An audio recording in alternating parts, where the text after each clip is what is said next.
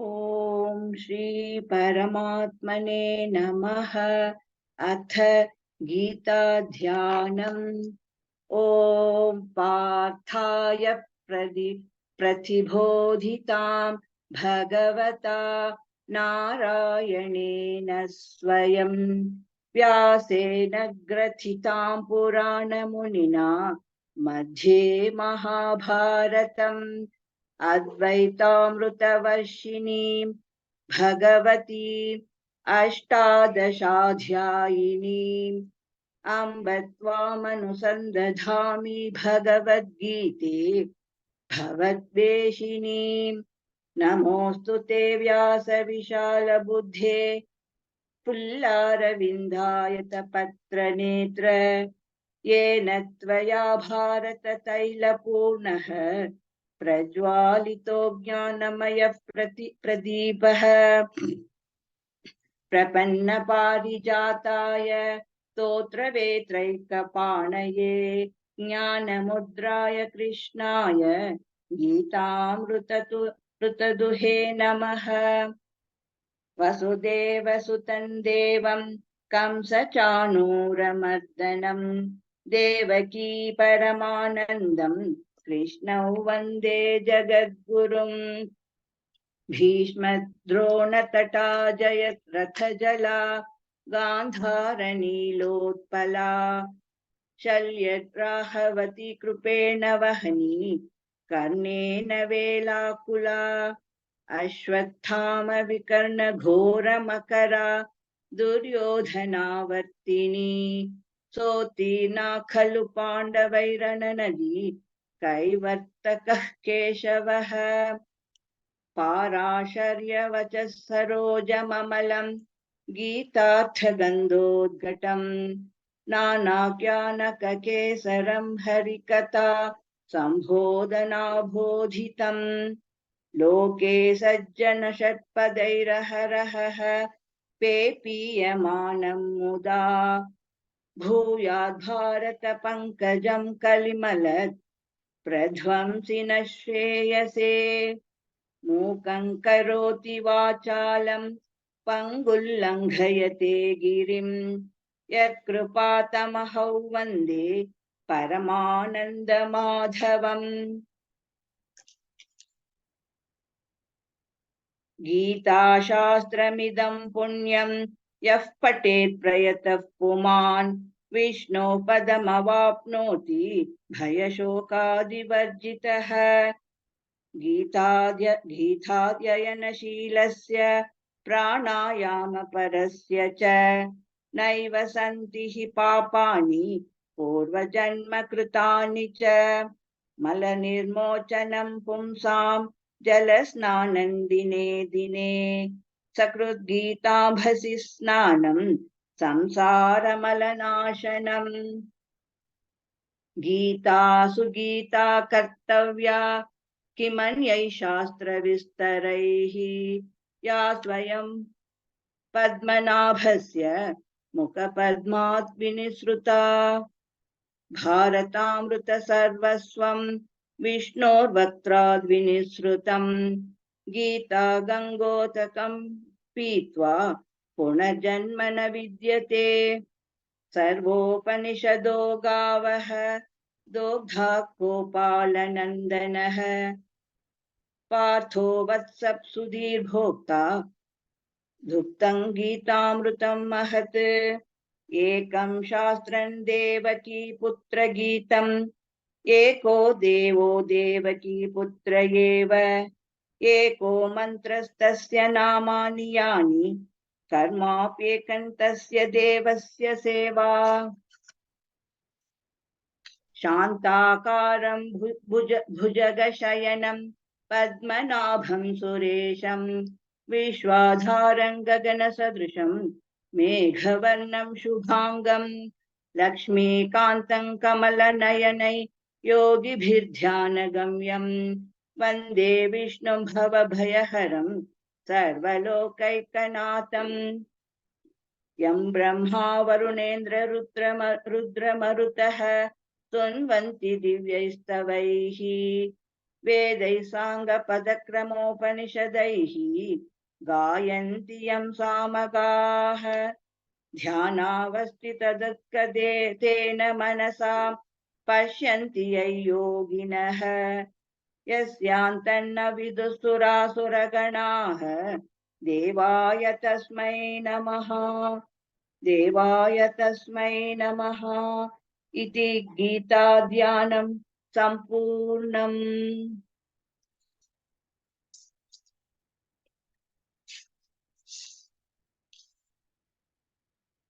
ॐ श्री परमात्मने नमः। अथ प्रथमोऽध्यायः अर्जुन विषादयोगः। धृतराष्ट्र उवाच धर्मक्षेत्रे गुरुक्षेत्रे समवेतायुयुत्सवः मामकाः पाण्डवाश्चैव किमकुर्वत सञ्जय। सञ्जय उवाच दृष्ट्वा तु पाण्डवानीकम् व्यूढन् दुर्योधनस्तदा आचार्यमुपसङ्गम्य राजा वचनमब्रवीत् पश्यैतां पाण्डुपुत्राणाम् आचार्यमहतीं च मों व्यूढान् द्रुपदपुत्रेण तव शिष्येण धीमता अत्र शूरा महेश्वासाः भीमार्जुनसमायुधि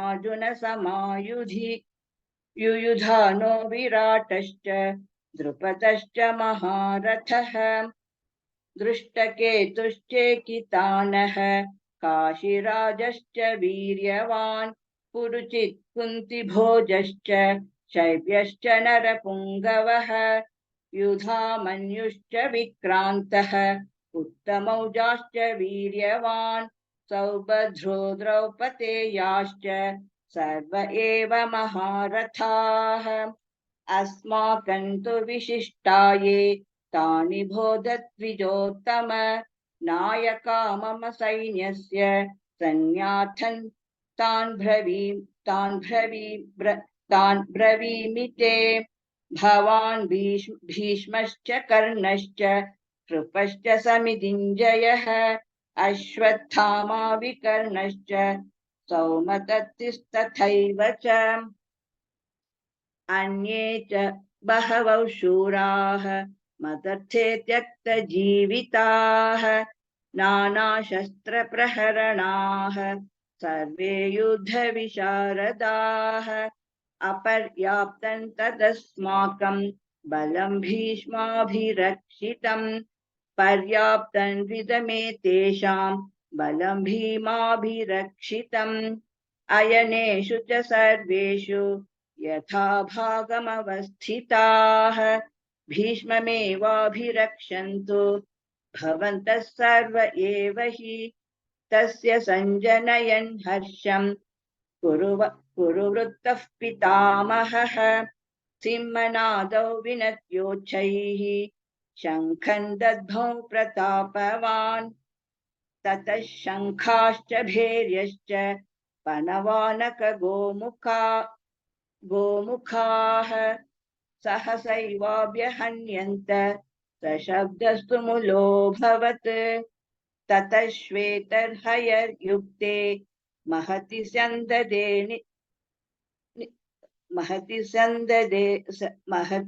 स्यन्दने स्थितौ माधवः पाण्डवश्चैव दिव्यौ शङ्खौ प्रदद्मतुः पाञ्चजन्यं ऋषिकेशः देवदत्तं धनञ्जयः पौण्ड्रन् तद्मौ महाशङ्खं भीमकर्मौरुगोदरः अनन्तविजयं राजा कुन्तीपुत्रो युधिष्ठिरः नकुलः सहदेवश्च सुघोषमणिपुष्पकौ काशश्च परमेश्वासः शिखण्डी च महारथः धृष्टद्युम्नो विराटश्च सात्यकिश्चापराजितः द्रुपदो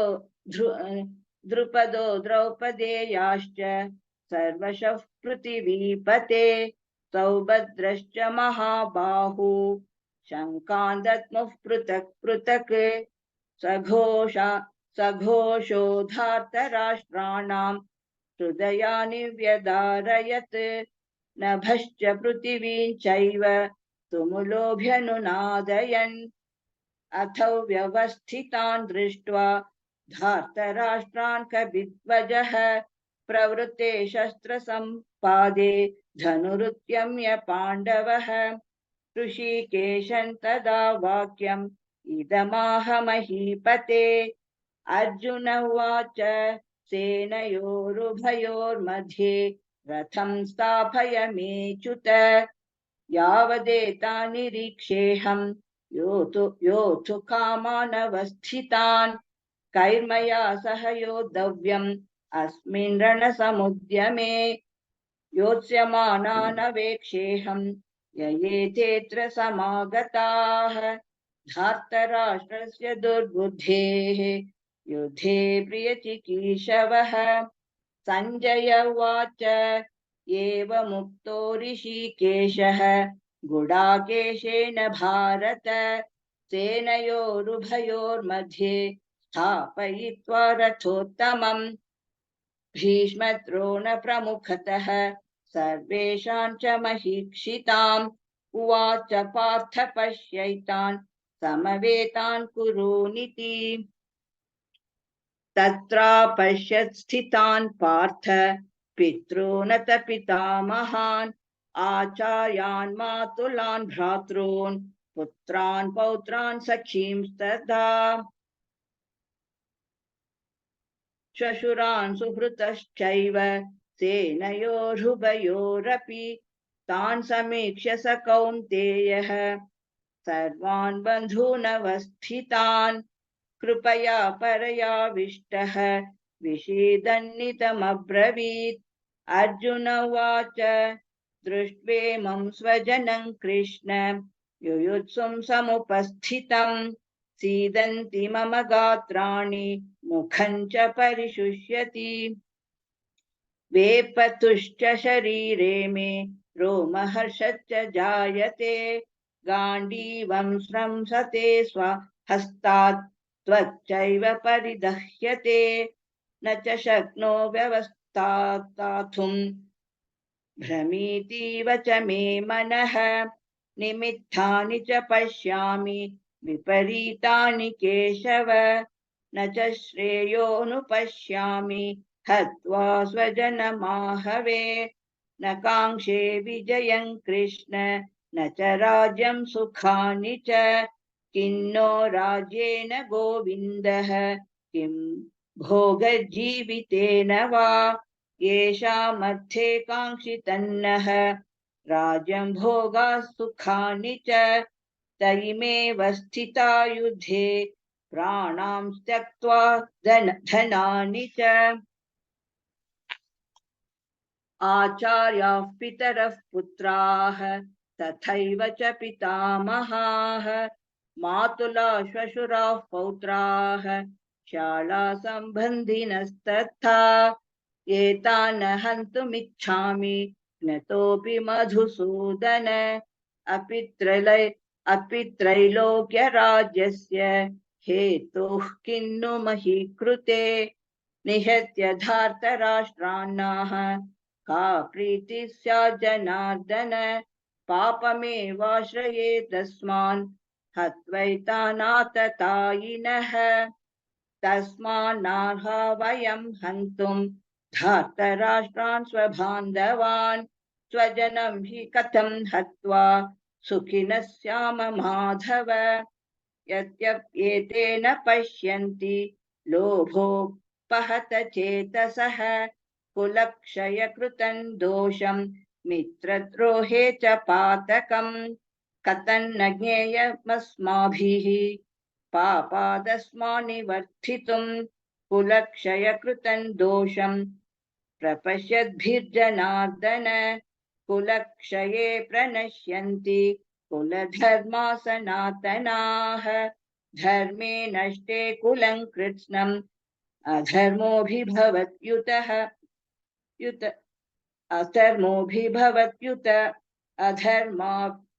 अधर्माभिभवात् कृष्ण प्रतुष्यन्ति कुलस्त्रियः स्त्रीषु दुष्टासु वार्ष्णेय जायते वर्णसङ्करः संकरो नरकायैव कुलज्ञानान् कुलस्य च पतन्ति पितरो ह्येषां लुप्तपिण्डोदकक्रियाः दोषैरेतैः कुलज्ञानां वर्णसङ्करकारकैः उत्साद्यन्ते जातिधर्माः कुलधर्माश्च शाश्वताः उत्सन्नकुलधर्माणां मनुष्यान् जनार्दन नरके नियतौ वासः भवतीत्यनुशुश्रुम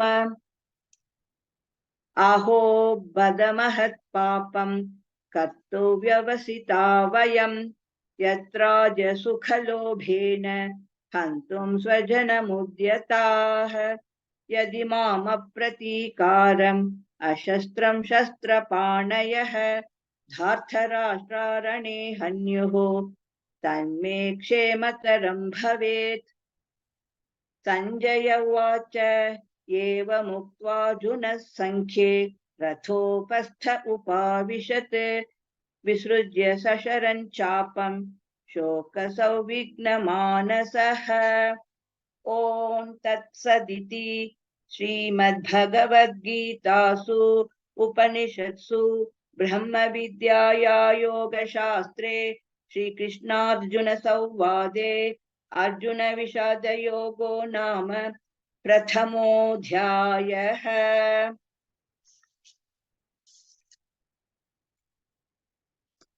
ॐ श्री परमात्मने नमः। अथ द्वितीयोऽध्यायः सांख्ययोगः। संजय उवाच तथा कृपयाविष्टम् अश्रुपूर्णाकुलेक्षणम् विषीदन्तमिदौ वाक्यम् उवाच मधुसूदनः। श्रीभगवानुवाच कुतस्त्वाकश्मलमिदम् विषमे समुपस्थितम् अनार्यजुष्टमस्वर्ग्यम् अकीर्तिकरमर्जुन क्लैब्यं मास्मगमः पार्थ नैतत्त्वय्युपपद्यते क्षुद्रं हृदय दौर्बल्यं त्यक्त्वोत्तिष्ठ परन्तप। अर्जुन उवाच कथं भीष्ममहं सङ्ख्ये द्रोणं च मधुसूदन इषुभिः प्रतियोत्स्यामि पूजार्हावरिसूदन। गुरोन् हत्वा हि महानुभावान् श्रेयो भोक्तुं भैक्ष्यमपीह लोके हत्वार्थकामांस्तु गुरूनिहैव भुञ्जीय भोगान् रुतिरप्रदिग्धान् न चैतद् विद्मः कदरन्नो गरीयः यद्वा जयेम यदि वा नो जयेयुः यानेव हुत्वा न जिजीविषामः तेव स्थिताः प्रमुखे धार्तराष्ट्राः कार्पण्यदोषोपहतः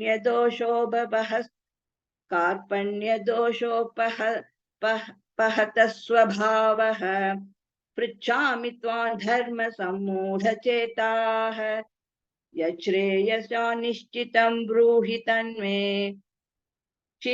शिष्यस्तेऽहं शाधिमान् त्वां प्रपन्नम् न हि प्रपश्यामि ममापनुद्यात् यच्छोकमुच्चोषणमिन्द्रियाणाम् अवाप्य भूमा वसपत्नं रुद्धं राज्यं सुराणामपि चाधिपत्यम्। संजय उवाच एवमुक्त्वा ऋषिकेशं गुडाकेशः परन्तपः न योत्स्य इति गोविन्दम् उक्त्वा तूष्णीं बभूवः। तमुवाच ऋषिकेशः प्रहसन्निव भारत सेनयोरुभयोर्मध्ये विषीदन्तमितौ वचः। श्रीभगवानुवाच अशोच्यानन्वशोचस्त्वं प्रज्ञावादांश्च भाषसे गदासु न गदासूंश्च नानुशोचन्ति पंडिताः। न त्वेवाहं जातु नासं न त्वन्नेमे जनाधिपाः। न चैव न भविष्यामः सर्वे वयमतः परम्। तेहिनोऽस्मिन् यथा तेः कौमारै यौवनञ्जरा तथा देहान्तप्राप्तिः धीरस्तत्र न मुह्यति। मात्रा स्पर्शास्तु कौन्तेय शीतोष्णसुखदुःखदाः आगमापायिनो नित्याः तां स्थितिक्षस्व भारत। यं हि न व्यतयन्त्येते पुरुषं पुरुषर्षभ समदुःखसुखं धीरं सोऽमृतत्वाय कल्पते। नासतो विद्यते भावः नाभावो विद्यते सतः उभयोरपि दृष्टोऽन्तः त्वनयोस्तत्त्वदर्शिभिः।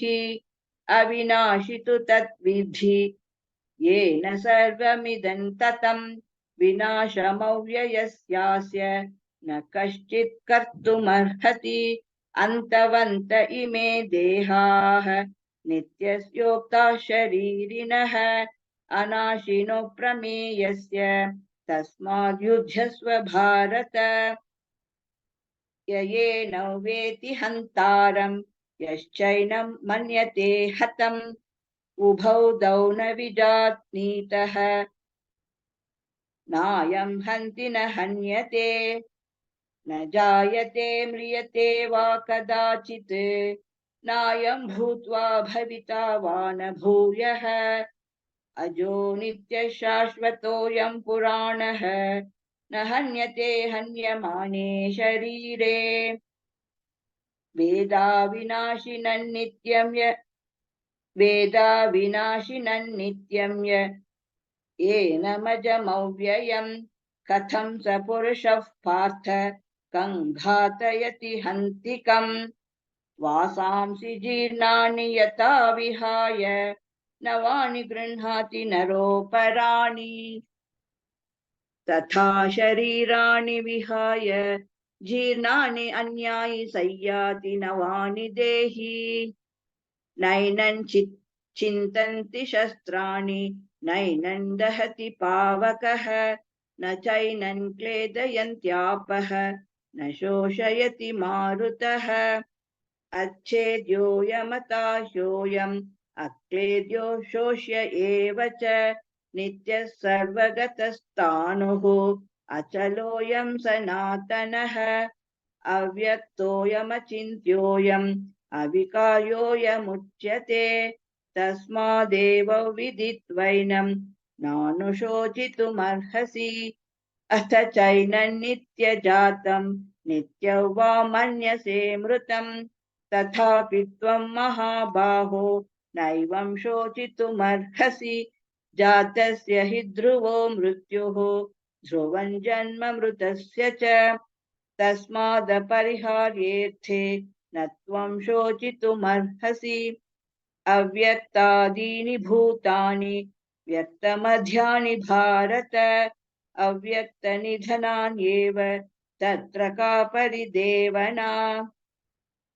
आश्चर्यवत् पश्यति कश्चिदेनम् आश्चर्यवद् वदति तथैव चान्यः। आश्चर्यवच्चैनमन्यः शृणोति श्रुत्वाप्येनौ वेद न चैव कश्चित्। देहि नित्यमवध्योऽयं देहे सर्वस्य भारत तस्मात् सर्वाणि भूतानि न त्वं शोचितुमर्हसि। स्वधर्ममपि चावेक्ष्य विकम्पितुमर्हसि। धर्म्याधियुद्धाश्रयोऽन्यत् क्षत्रियस्य न विद्यते यदृच्छया शोपपन्नं स्वर्गद्वारमपावृतं। सुखिनः क्षत्रियाः पार्थ लभन्ते युद्धमीदृशम्। अथ चेत्त्वमिमं धर्म्यं सङ्ग्रामं न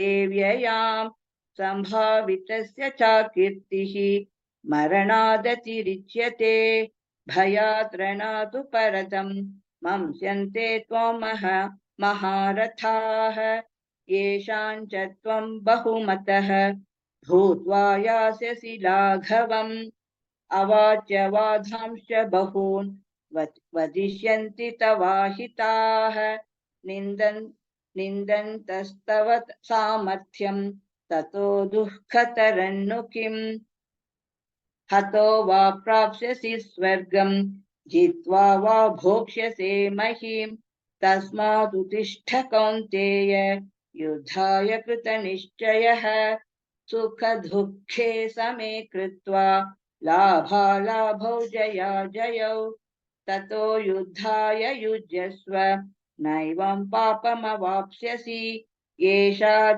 ते विहिता सांख्ये बुद्धिर्योगे त्विमां शृणु बुद्ध्या युक्तो यया पार्थ कर्मबन्धं प्रहास्यसि नेहाभिक्रमणाशोऽस्ति प्रत्यवायो न विद्यते स्वल्पमप्यस्य धर्मस्य त्रायते महतो भयात् व्यवसायात्मिका बुद्धिः एकेः कुरु नन्दन बहुशाखा ह्यनन्ताश्च बुद्धयो व्यवसायिनां यामिमां पुष्पिता वाचं प्रवदन्यविपश्चितः वेदवादरताः पार्थ नान्यदस्तीति वादिनः कामात्मानः स्वर्गपराः जन्म कर्म फलप्रदां क्रियाविशेषबहुलां भोगैश्वर्यगतिं प्रति भोगैश्वर्यप्रसक्तानां तयापहृतचेतसां व्यवसायात्मिका बुद्धिः समाधौ न विधीयते त्रैगुण्यविषया वेदाः निस्त्रैगुण्यो भवार्जुन निर्बन्धो नित्यसत्त्वस्थः नित्योगक्षेम आत्मवान् यावानर्थ उदपाने सर्वतः सम्प्लुतोदके तावान् सर्वेषु वेदेषु ब्राह्मणस्य विजानतः कर्मण्येवाधिकारस्ते मा फलेषु कदाचन मा कर्मफलहेतुर्भूः मा ते सङ्गोऽस्त्वकर्मणि योगस्थः कुरु कर्माणि सङ्गं त्यक्त्वा धनञ्जय सिद्ध्यसिद्ध्यो समो भूत्वा समत्वयोग उच्यते दूरेण ह्यवरन् कर्म बुद्धियोगात् धनञ्जय बुद्धौ शरणमन्विच्छ कृपणाः फलहेतवः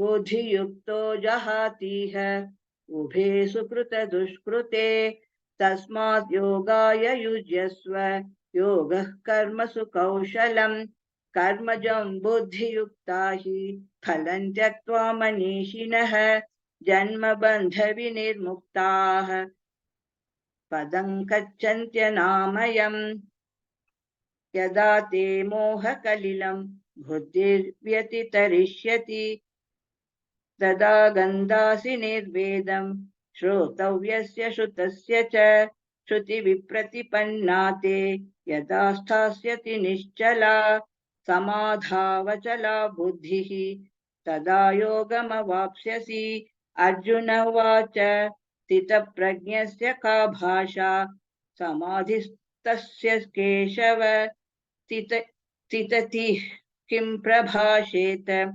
किमासीदौ व्रजेत किम् श्रीभगवानुवाच प्रजहाति यदा कामान् सर्वान् पार्थमनोगतान् आत्मन्येवात्मना तुष्टः स्थितप्रज्ञस्तदोच्यते दुःखेष्वनुद्विग्नमनाः सुखेषु विगतस्पृहः वीतरागभयक्रोधः स्थितधीर्मुनिरुच्यते। यः सर्वत्रानभिस्नेहः तत्तत्प्राप्य शुभाशुभम् नाभिनन्दति न त्वेष्टि तस्य प्रज्ञा प्रतिष्ठिता। यदा संहरते चायं कूर्मोऽङ्गानीव सर्वशः इन्द्रियाणीन्द्रियार्थेभ्यः तस्य प्रज्ञा प्रतिष्ठिता। विषया विनिवर्तन्ते निराहारस्य देहिन रसवर्जं रसोऽप्यस्य परं दृष्ट्वा निवर्तते। यततो ह्यपि कौन्तेय पुरुषस्य विपश्चितः इन्द्रियाणि प्रमाथीनि हरन्ति प्रसभं मनः। तानि सर्वाणि संयम्य युक्त आसीत मत्परः वशे हि यस्येन्द्रियाणि तस्य प्रज्ञा प्रतिष्ठिता। ध्यायतो विषयान् पुंसः संकस्तेषुपजायते संगात् संजायते कामः कामात् क्रोधोऽभिजायते क्रोधात् भवति सम्मोहः सम्मोहात् स्मृतिविभ्रमः स्मृतिभ्रंशात् बुद्धिनाशः बुद्धिनाशात् प्रणश्यति। रागद्वेषवियुक्तैस्तु विषयानिन्द्रियैश्चरन् आत्मवश्यैर्विधेयात्मा प्रसादमधिगच्छति। प्रसादे सर्वदुःखानां हानिरस्योपजायते। प्रसन्नचेतसो ह्याशु बुद्धिः पर्यवतिष्ठते। नास्ति बुद्धिरयुक्तस्य न चायुक्तस्य भावना न चाभावयतः शान्तिः अशान्तस्य कुतः सुखम्।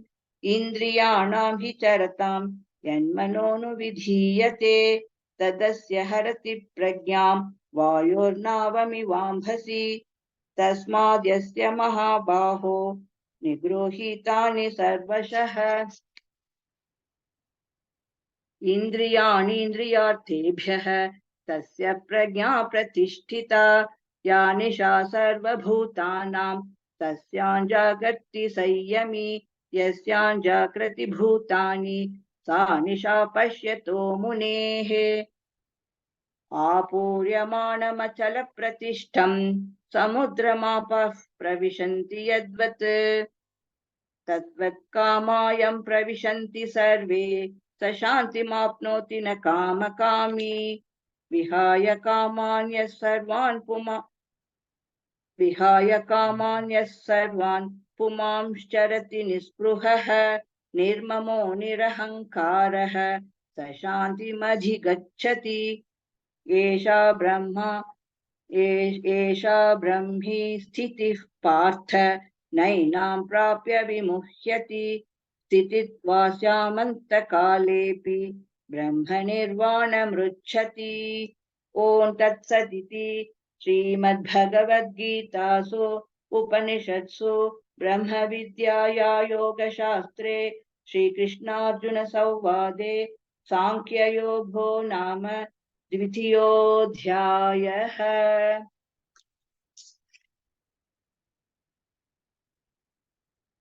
ॐ श्री परमात्मने नमः। अथ तृतीयोऽध्यायः कर्मयोगः। अर्जुन उवाच जायसि चेत् कर्मणस्ते मता बुद्धिर्जनार्दन तत्किं कर्मणि घोरे मां नियोजयसि केशव। व्यामिश्रेणेव वाक्येन बुद्धिं मोहयसीव मे ततेकौ वद निश्चित्य येन श्रेयोऽहमाप्नुयाम्। श्रीभगवानुवाच लोकेऽस्मिन् द्विविधा निष्ठा पुरा प्रोक्ता मया नघ। ज्ञानयोगेन साङ्ख्यानां कर्मयोगेन योगिनां न कर्मणामनारम्भात् नैष्कर्म्यं पुरुषोऽश्नुते न च सन्न्यसनादेव सिद्धिं समधिगच्छति। न हि कश्चित् क्षणमपि जातुतिष्ठत्य कर्मकृत् कार्यते ह्यवशः कर्म सर्वः प्रकृतिजैर्गुणैः। कर्मेन्द्रियाणि संयम्य य आस्ते मनसा स्मरन् इन्द्रियार्थान् विमूढात्मा मिथ्याचारस्य उच्यते। यस्त्विन्द्रियाणि मनसा नियम्यारभतेऽर्जुन कर्मेन्द्रियैः कर्मयोगम् असक्तस्य विशिष्यते। नियतं कुरु कर्म त्वं कर्म ज्यायो ह्यकर्मणः शरीरयात्रापि च ते न प्रसिद्ध्येत कर्मणः। यज्ञार्थात् कर्मणोऽन्यत्र लोकोऽयं कर्म बन्धनः तदर्थं कर्म कौन्तेय मुक्तसङ्गः समाचर। सह यज्ञाः प्रजा सृष्ट्वा पुरोवाच प्रजापति अनेन प्रसविष्यध्वम् एष